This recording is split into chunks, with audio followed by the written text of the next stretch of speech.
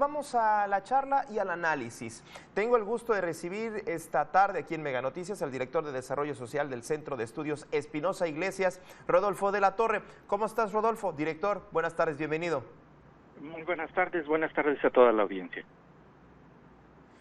Nuevamente este es un tema que pues en estas semanas sobre todo cobra relevancia, sobre todo por una serie de encuestas que se han dado a conocer en relación al impacto que pueden llegar a tener los programas sociales. Pero primero, antes de entrarle a esto, me gustaría preguntarte, Rodolfo, parece que la percepción que tenemos sobre la atención desde los programas sociales para atender la pobreza, pues parece que no alcanzan y pues no hay recurso que alcance obviamente, pero la percepción es que la pobreza y los pobres siguen estando en estas mismas condiciones sin que haya inclusive una manera de salir, e inclusive ahora en zonas urbanas estamos viendo también gente que está ingresando a estos niveles de pobreza, aunque sé que es multidimensional, pero ya lo estamos viendo en zonas en donde pues se supone que son urbanas, que tienen recursos.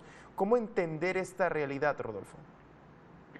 Bueno, una cuestión es la percepción de que pues efectivamente los recursos son insuficientes, y otra es contar con datos como los que ha proporcionado el INEGI en su reciente encuesta de ingresos y gastos de los hogares sobre los recursos con los que efectivamente contamos y cómo se distribuyen.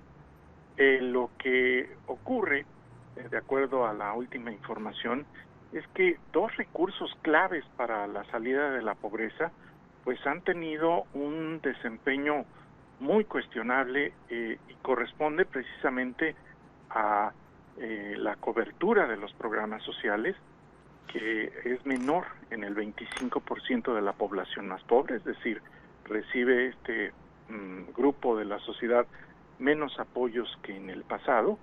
Y la otra es que ha caído de una forma notable la cobertura de los servicios de salud. Hace un par de años el 16% de la población pues no recibía servicios de salud de forma alguna, y sin embargo ahora lo que tenemos es pues una caída hasta el 30%, prácticamente el doble de esta cobertura de los servicios de salud.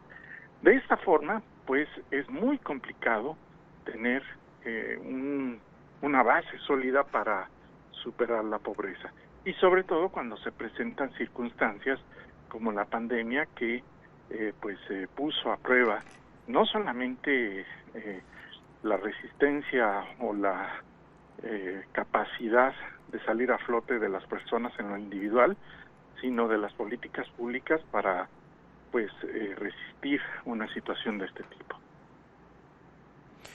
Vamos, justamente pones en la mesa esta encuesta y sobre todo, entonces, digamos, estos programas del gobierno federal que son la bandera del gobierno, que es las becas, las pensiones, los apoyos a los estudiantes, por un lado, puedo entender entonces, no estamos teniendo digamos, la lectura de que estén funcionando, y por otro lado, podemos pensar que la efectividad de estos no está teniendo realmente la efectividad que supuestamente debería de tener. Bueno, sí es limitado decir o echarle toda la culpa al gobierno sobre la efectividad de sus propios recursos. Ahí obviamente es un tema multifactorial, director. Sí, efectivamente, nuestra economía ha tenido un muy pobre desempeño desde hace décadas, y este ha continuado en los dos primeros años de esta administración. Incluso antes de la pandemia, pues ya el crecimiento de la economía era negativo, muy pequeño en el sentido negativo, pero a final de cuentas así.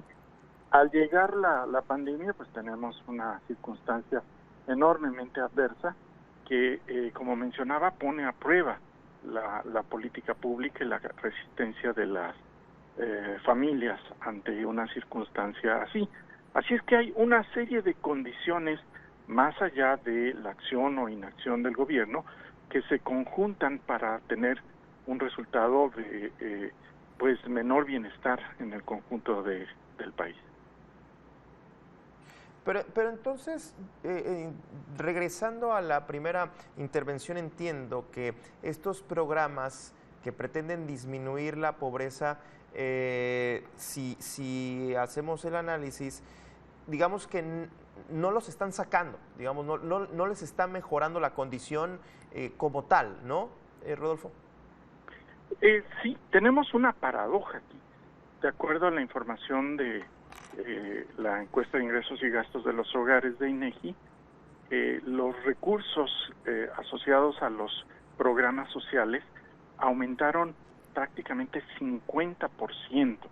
Este es un monto enorme, pero a pesar de ese aumento, no pudieron compensar de forma alguna la situación adversa que se vivió en la economía. Pero quizás lo más preocupante no es tanto que fueran insuficientes, sino que llegaron fundamentalmente a estratos que pues no eran los que más lo requerían en esta situación crítica. Claro. Y esto lo que significó es que pues el tiro de precisión que se requería para mantener condiciones de bienestar en la población se convirtió en un escopetazo que dispersó los esfuerzos y restó eficacia a la política social.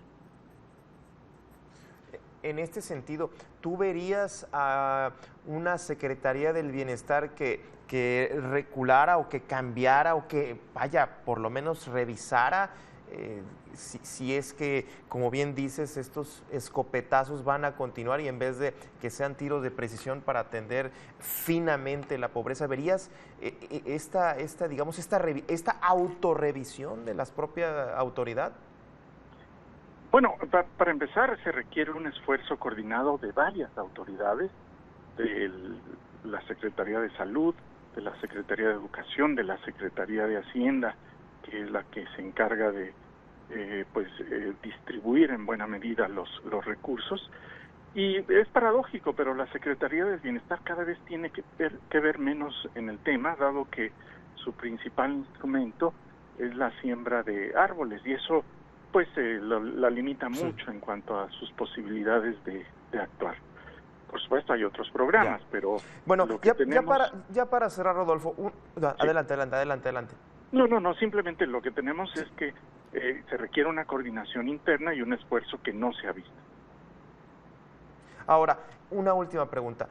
¿Tendríamos que revisar si realmente el apoyo de entregar la transferencia directa de dinero es efectiva o quizás plantear otro tipo de apoyos, que sea el Estado de la política social esta de generar bienestar sea la más efectiva para este momento, para esta situación post-pandemia, o bueno, pandemia, no terminamos de salir? ¿Sigue siendo la efectiva? Hay que mantener las transferencias de efectivo, pero también enfocándolas mejor a donde más se necesitan, y complementar esto con una política de salud que sea más incluyente y una política educativa que se enfoque, por ejemplo, en los enormes rezagos que se van a generar con la pandemia. Todo esto absorbe recursos que no se han dedicado a la política social y que requieren hacerlo.